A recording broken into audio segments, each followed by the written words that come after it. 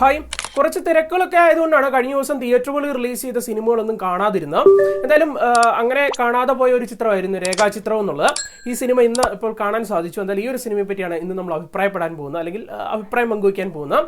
സിനിമയ്ക്കുള്ളിൽ ആസിഫ് അലി, അനശ്വര രാജൻ, അതുപോലെ തന്നെ ജഗദീഷ്, സിദ്ദിഖ്, മനോജ് കെ ജയൻ തുടങ്ങിയവരൊക്കെയാണ് കേന്ദ്ര കഥാപാത്രങ്ങൾ അവതരിപ്പിച്ചിട്ടുണ്ടായിരുന്നത്. ജോഫിൻ ഡിജാഗോ സംവിധാനം ചെയ്തിട്ടുണ്ടായിരുന്ന ഈ ഒരു ചിത്രം ഒരു ക്രൈം മിസ്റ്ററി ത്രില്ലർ ജോണറിൽ വരുന്ന ഒരു ചിത്രം കൂടിയാണ്. എന്തായാലും സിനിമ എങ്ങനെയുണ്ടെന്ന് നോക്കാം. സിനിമയുടെ ഒരു വള്ളിയും പ്രമേയം ഇത്രേ ഉള്ളൂ. സിനിമയുടെ തുടക്കത്തിൽ തന്നെ കാണിക്കുന്നത് ഏകദേശം 40ഓളം വർഷം പഴക്കമുള്ള ഒരു അസ്ഥികൂടം കിട്ടുന്നതായിട്ടാണ് കാണിക്കുന്നത്. പിന്നീട് അത് ആരുടേതാണ്, ആരാണ് കൊന്നത്, അല്ലെങ്കിൽ എന്തിനു വേണ്ടിയാണ് കൊന്നതെന്നൊക്കെ തന്നെ ഒരു അന്വേഷണ പശ്ചാത്തലത്തിൽ പ്രേക്ഷകരെ കാണിച്ചു തരുന്നതായിരുന്നു ചിത്രത്തിന്റെ ആ ഒരു ടോട്ടാലിറ്റിക്കുള്ളിലെ പ്രമേയം എന്നുള്ളത്. സിനിമയെ പറ്റി പറയുമ്പോഴത്തേക്കും ആദ്യമേ പറയേണ്ട അത്യാവശ്യം ഒരു ത്രില്ലിംഗ് ആയിട്ടുള്ള ഒരു സ്റ്റോറി ഇവർക്ക് ചൂസ് ചെയ്യാൻ സാധിച്ചു എന്നുള്ളത് തന്നെയാണ്. അതായത് അത്യാവശ്യം പ്രേക്ഷകരെ പിടിച്ചിരുത്തുന്ന രീതിയിലുള്ള ക്രൈംസും അതുപോലെ തന്നെ ചെറിയ സസ്പെൻസ് എലമെന്റ്സും അതുപോലെ തന്നെ മിസ്റ്ററി എലമെന്റ്സും ഒക്കെ തന്നെ കൂടിക്കലർന്നിട്ടാണ് ആ ഒരു സ്റ്റോറി വന്നിട്ടുണ്ടായിരുന്നത്. സോ അത്യാവശ്യം പ്രേക്ഷകരെ സാറ്റിസ്ഫൈ ചെയ്യിക്കുന്ന രീതിയിലുള്ള ഒരു കഥാഗതി തന്നെയാണ് എന്ന് തന്നെയാണ് പറഞ്ഞു വന്നതിന്റെ സാരം എന്നുള്ളത്. അതുപോലെ തന്നെ ജോഫിൻ ഡിജാഗോ അദ്ദേഹത്തിന്റെ സംവിധാന മികവ് കൂടി ഒന്ന് എടുത്തു പറയണം. അതിലും കാതോട് കാതോരം എന്ന് പറയുന്ന ഒരു 85 കാലഘട്ടത്തിലെ ഭരതൻ മമ്മൂട്ടി ചിത്രം ഉണ്ടല്ലോ, അതൊരു പ്രധാന ഒരു കഥാപരിസരമായിട്ട് എത്തുന്നുണ്ട്. ആ ഒരു കാലഘട്ടത്തിൽ ഷൂട്ട് ചെയ്ത ആ ഒരു ഷൂട്ടിംഗ് ലൊക്കേഷൻ ഉണ്ട്, ഒരു ലൊക്കേഷനാണ് ഒരു പ്രധാന കഥാപരിസരം എന്നുള്ളത്. അത് റീക്രിയേറ്റ് ചെയ്ത് അദ്ദേഹം സ്ക്രീനിലേക്ക് എത്തിച്ചിട്ടുണ്ടായിരുന്നു. വളരെ ഗംഭീരമായിട്ടായിരുന്നു എന്ന് പറയാൻ സാധിക്കും. എസ്പെഷ്യലി നിങ്ങൾക്ക് അറിയാലോ, ആ ഒരു കാലഘട്ടം കാണിക്കുമ്പോഴത്തേക്കും ആ ഒരു കാലഘട്ടത്തിലെ ആളുകൾ അല്ലെങ്കിൽ ആർട്ടിസ്റ്റുകളൊക്കെ, ഇപ്പൊ മമ്മൂട്ടിയാണ് കേന്ദ്ര കഥാപാത്രം, അതിൽ ജഗദീഷ്, അങ്ങനെയുള്ള കുറെ താരങ്ങളൊക്കെ ഉണ്ടല്ലോ, ഇവരൊക്കെ നമ്മളിലേക്ക് കാണിക്കുന്നുണ്ട്. അതൊക്കെ വളരെ എങ്ങായിട്ടാണ് കാണിക്കുന്നത്. അത് എങ്ങനെയെന്ന് ചോദിച്ചു കഴിഞ്ഞാൽ ഈ ഒരു കാലഘട്ടത്തിൽ നൂതന സാങ്കേതിക വിദ്യകളൊക്കെ ഉപയോഗിച്ചിട്ടാണ് കാണിച്ചിട്ടുണ്ടായിരുന്നത്. കൂടാതെ ഏകദേശം ഒരു മുഖസാദൃശ്യമൊക്കെ ഉള്ളവരെയൊക്കെ സെലക്ട് ചെയ്തിട്ട് യങ്ങായിട്ടൊക്കെ കാണിക്കുന്നൊക്കെ ഉണ്ട്. നല്ല രസമായിട്ടാണ് പുള്ളി ആ ഒരു കാര്യം കൈകാര്യം ചെയ്തിട്ടുണ്ടായിരുന്നു എന്ന് പറയാൻ സാധിക്കും.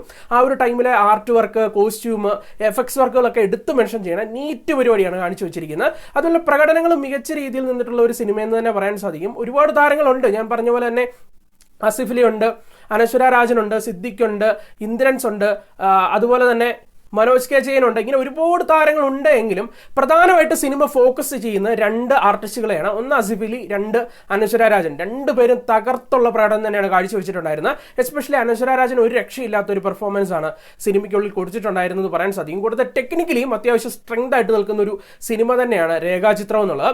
എസ്പെഷ്യലി പറയേണ്ടത് ചിത്രത്തിന്റെ ഛായാഗ്രഹണം കൈകാര്യം ചെയ്തിട്ടുണ്ടായിരുന്ന അപ്പു പ്രഭാകറാണ്. അതുപോലെ തന്നെ ഷമീർ മുഹമ്മദാണ് ചിത്രത്തിന്റെ എഡിറ്റിംഗ് വർക്ക് കൈകാര്യം ചെയ്തിട്ടുണ്ടായിരുന്നത്. ഈ 2 പേരുടെ കോൺട്രിബ്യൂഷൻ എന്നുള്ളത് അത്യാവശ്യം സിനിമയെ ഒരു ക്വാളിറ്റി ലെവലിലേക്ക് എത്തിക്കാൻ വേണ്ടി തീർച്ചയായിട്ടും സാധിക്കുന്നുണ്ടായിരുന്നു. മൊത്തത്തിൽ പറയുമ്പോഴേ ഈ ഒരു സിനിമ നിങ്ങൾക്കറിയാം, കുറച്ച് ദിവസമായിട്ട് ഇറങ്ങിയിട്ട് കുറച്ച് ദിവസമായി ഒരുപാട് മികച്ച അഭിപ്രായങ്ങളൊക്കെ കേട്ട് തന്നെയാണ് ഞാൻ സിനിമയ്ക്ക് കയറിയത്. സോ കുറച്ചധികം എക്സ്പെക്ടേഷൻസ് ഒക്കെ ഉണ്ടായിരുന്നു. എന്നാൽ ഈ പറയുന്ന കണക്കിന് അങ്ങ് വലിയ മാരക സംഭവമാണെന്നുള്ള ഒരു അഭിപ്രായം പേഴ്സണലി എനിക്കില്ല. അല്ലെങ്കിൽ വലിയൊരു വൗ മൊമെന്റ് നൽകുന്ന മൈൻഡ് ബ്ലോയിങ് ആയിട്ടുള്ള ഒരു ത്രില്ലറാണ് രേഖാചിത്രം എന്നുള്ള ഒരു അഭിപ്രായമില്ല.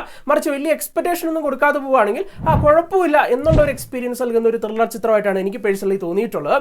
അതായത് ഈ സിനിമയുടെ കഥ പറഞ്ഞു പോകുമ്പോഴത്തേക്കും മെയിൻ ആയിട്ട് ഒരു സസ്പെൻസ് ഉണ്ട്. അല്ലെങ്കിൽ ആരാണ് മരിച്ചത്, അല്ലെങ്കിൽ ആരാണ് കൊന്നത്, അല്ലെങ്കിൽ എവിടെ വെച്ചാണ് കൊന്നത്, എന്തിനു വേണ്ടിയാണ് കൊന്നത്, ഇങ്ങനെയുള്ള ഒരു സസ്പെൻസ്ഫുൾ ആയിട്ടുള്ള കാര്യങ്ങളുണ്ടല്ലോ.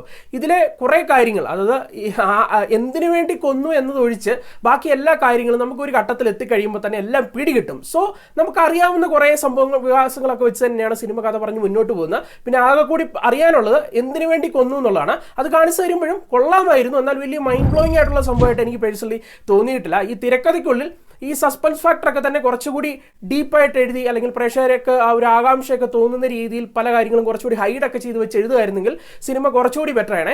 കൂടാതെ സെക്കൻഡ് ഹാഫ് ഒക്കെ ആകുമ്പോഴത്തേക്കും വളരെ വലിച്ചു നീട്ടിപ്പോകുന്നു എന്നുള്ളൊരു ഫീലും പേഴ്സണലി എനിക്ക് തന്നിട്ടുണ്ടായിരുന്നു. കാരണം നമുക്ക് ഏകദേശം കഥാപരിസരം അറിയാമെന്നുള്ളത് കൊണ്ട് തന്നെ കുറച്ച് സ്ട്രെച്ച് ചെയ്ത് സിനിമയുടെ കഥ അവതരിപ്പിച്ച പോലെ എനിക്ക് തോന്നി. കുറച്ചുകൂടി ട്രിം ചെയ്ത് അവതരിപ്പിക്കുകയായിരുന്നെങ്കിൽ കുറച്ചുകൂടി ബെറ്റർ ആയെന്നുള്ളതാണ് എൻ്റെ ഒരു അഭിപ്രായം.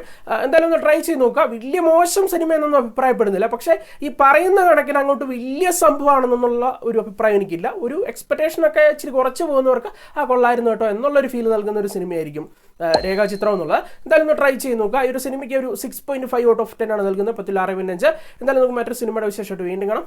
ബൈ.